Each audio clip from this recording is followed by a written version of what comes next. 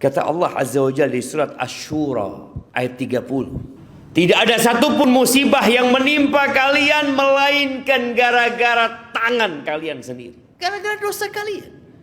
Dan banyak yang Allah maafkan.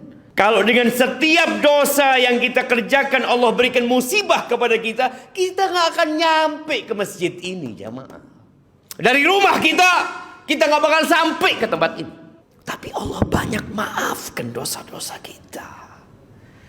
Bahkan banyak di antara kita yang lupa berapa banyak dosa yang sudah dia kerjakan. Dia ingat tadi malam dia sholat tarawih, ya. Dia ingat tadi pagi dia baca zikir pagi. Tapi dosa-dosa kata Allah ahsahullah wa nasu. Allah catat semuanya dan mereka lupa. Ramadan hadir untuk membersihkan kita dari dosa-dosa kita.